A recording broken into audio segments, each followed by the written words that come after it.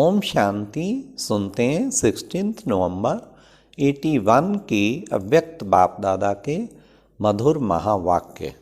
आज की अव्यक्त मुरली में बाबा ने कौन से अनुभव के आधार से जान सकते हैं कि मुझ आत्मा का विजय माला में कौन सा नंबर है।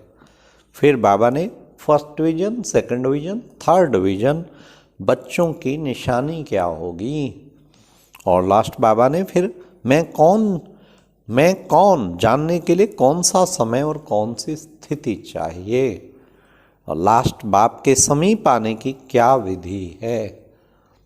तो आओ सुनते हैं 16 नवंबर 81 की अव्यक्त मुरली, विजय माला में नंबर का आधार। आज बाप दादा अपने सिक्की लद्धे श्रेष्ठ आत्माओं से फिर से मिलने आए हैं। याद आता है कि इसी समय इसी रूप से कितनी बार मिले हो। अनेक बार मिलने की स्मृति स्पष्ट रूप में अनुभव में आती है। हाँ, मधुबन बाबा से मिले, अनेक बार मिल चुके हैं, वही बाबा सामने खड़ा है, ये अनुभव में आता है अनेक बार। नॉलेज के आधार पर चक्र के हिसाब से समझते हो व अनुभव करते हो, वही मेरा बाबा फिर मुझको मिल गया है।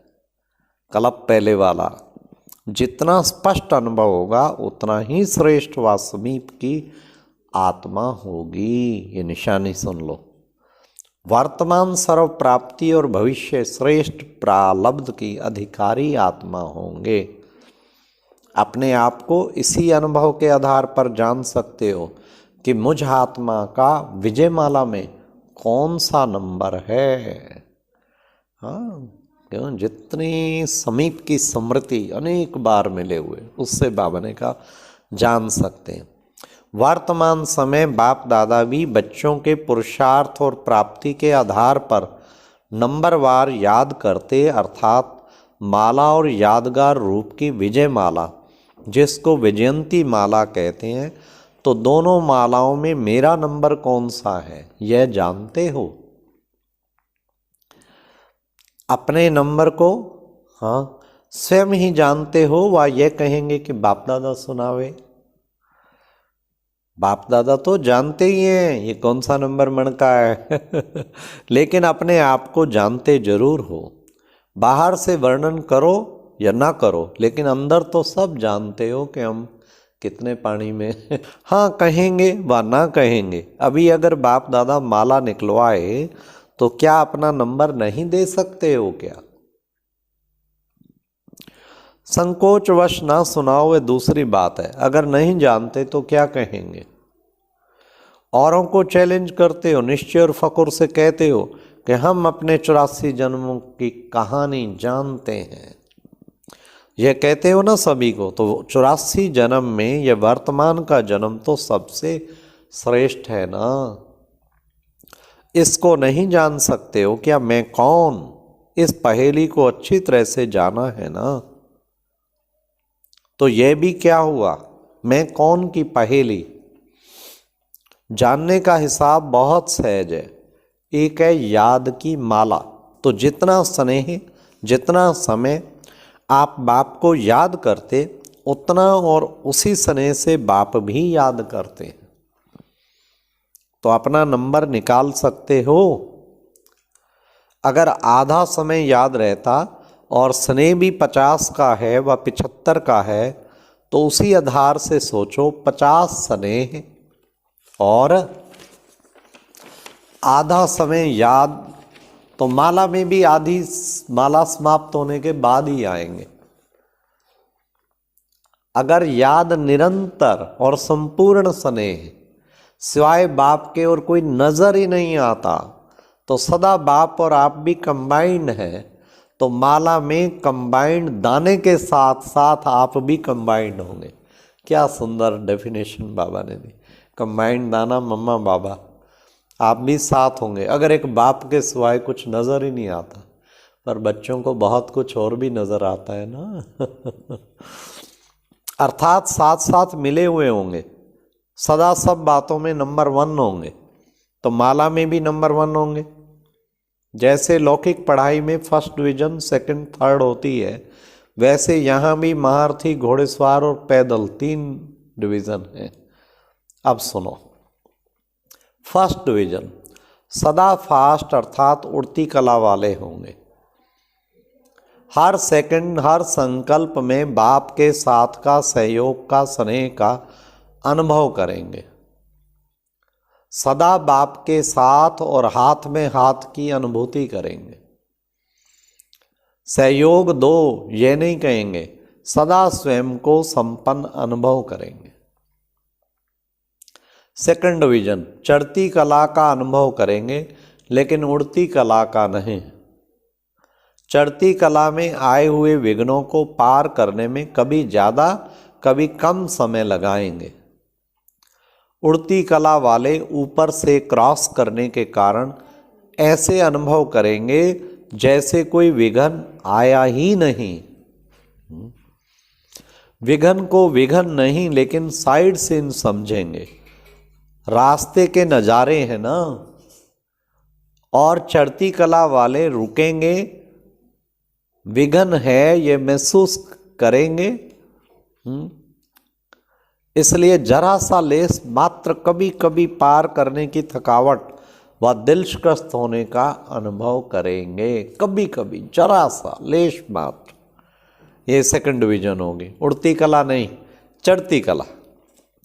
तीसरी डिवीजन उसको तो जान गए होंगे, क्या? रुकना, फिर चलना, फिर चलते भी हैं, और फिर कभी कभी चिल्लाना। कभी चलेंगे, कभी चिल्लाएंगे। याद की मेहनत में रहेंगे, क्योंकि सदा कंबाइंड नहीं रहते हैं। सर्व संबंध निभाने के प्रयत्न में रहते हैं, पुरुषार्थ में ही सदा लगे रहते हैं। यह प्रयत्न में रहते और वह प्राप्ति में रहते हैं। कितना फर्क हो गया। तो इससे अभी समझो मेरा नंबर कौन सा। माला के आदि में है अर्थात फर्स्ट डिवीजन में है, व माला के मध्य में अर्थात सेकंड डिवीजन में है, व माला के अंत में अर्थात थर्ड डिवीजन में है। तो याद और विजय माला दोनों के आधार से अपने आप को जान सकते हो। तो जानना सहज है व मुश्किल है।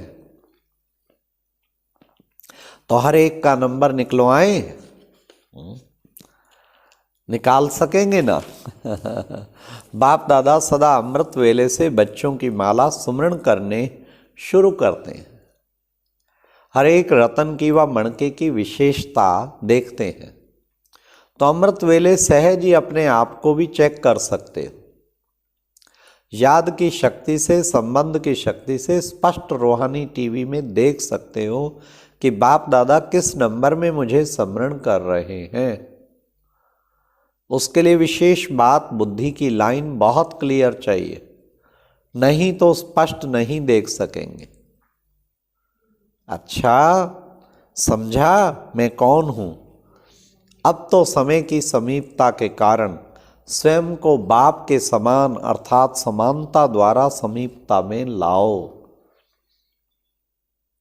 संकल्प, बोल, कर्म, संस्कार, सेवा सब में बाप जैसे समान बनना अर्थात समीप आना। चाहे पीछे आने वाले हों चाहे पहले, लेकिन समानता से समीप आ सकते हो। अभी सभी को चांस है। अभी सीट फिक्स की सीटी नहीं बजी है, पर कब? ये 81 की मुरली है, तब नहीं बजी थी। अब तो 40 साल हो गए। फिर भी अभी तक कहेंगे थोड़ा सा शायद मार्जिन है। कोई जितना चाहे, जब तक पुरुषार्थ कर रहे, जितना चाहे आगे जाना जा सकता है। इसलिए बाबा ने कहा, इसलिए जो चाहो वह बन सकते हो। अभी टू लेट का बोर्ड नहीं लगा है। इसलिए क्या करेंगे? महाराष्ट्र और मध्य प्रदेश दोनों है ना। महाराष्ट्र का तो नाम ही है महा, तो महान हो गया ना। और मध्य प्रदेश की क्या विशेषता है? बाप दादा की सेवा के आदि में पहली नज़र मध्य प्रदेश की तरफ गई। बच्चों को भी भेजा था, तो सेवा के क्षेत्र में पहली नज़र जब मध्य प्रदेश पर गई तो मध्य प्रदेश की सेवा में और सेवा का प्रत्यक्ष फल खाने में पहला नंबर होगा, क्योंकि बाप दादा की विशेष नज़र पड़ी। जहाँ नज़र पड़ी वहाँ नंबर 1 नज़र से निहाल हो गए ना, इसलिए दोनों ही महान हो। महाराष्ट्र में बाप दादा के साकार में चरण पड़े, चरित्र भूमि भी महाराष्ट्र को बनाया। तो महाराष्ट्र क्या करेगा? महाराष्ट्र को तो डबल फल देना पड़ेगा। क्या डबल फल देंगे? देखें, पहले टच होता है कि क्या फल देना है। अगर टच नहीं होता तो महाराष्ट्र से मध्य प्रदेश 1 नंबर हो जाएगा। एक है वारिस और दूसरे हैं वीआईपीज। तो वारिस भी निकालने और वीआईपीज भी निकालने। वारिस माना ब्राह्मण इतने पक्के जो बाबा के यज्ञ का बेहद सारे विश्व का कार्य कर दें, और वीआईपी वो माइक बनते हैं। यह है डबल फल। कहाँ वीआईपीज निकालते, कहाँ वारिस निकालते, लेकिन दोनों निकालने हैं। वारिस भी नामी ग्रामी हो और वीआईपीज भी नामी ग्रामी हो। तो इसमें कौन नंबर 1 लेगा? फॉरेन लेगा, महाराष्ट्र लेगा व मध्य प्रदेश लेगा? कौन लेगा? और भी ले सकते हैं, लेकिन आज तो ये सामने बैठे हैं। अच्छा, तो क्या सुना?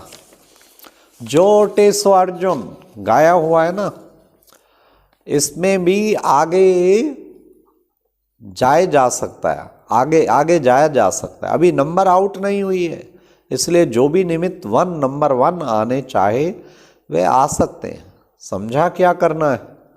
उसका साधन भी सुनाया। उड़ती कला, उड़ती कला नहीं, चढ़ती कला नहीं, उड़ती कला। उसके लिए सदा डबल लाइट रहो। यह तो जानते हो ना, जानते सब हो, अभी स्वरूप और अनुभव में लाओ। अच्छा, ऐसे सदा बाप के साथ ही हर संकल्प बोल कर्म में बाप समान, अर्थात बाप के समीप रतन, सदा स्वरूप और सफलता स्वरूप विजय माला के समीप रत्नों को बाप दादा का याद प्यार और नमस्ते। आज नमस्ते बाबा दे रहे हैं विजय रत्नों के समीप रत्नों को, विजय माला के। तो कितना सुंदर।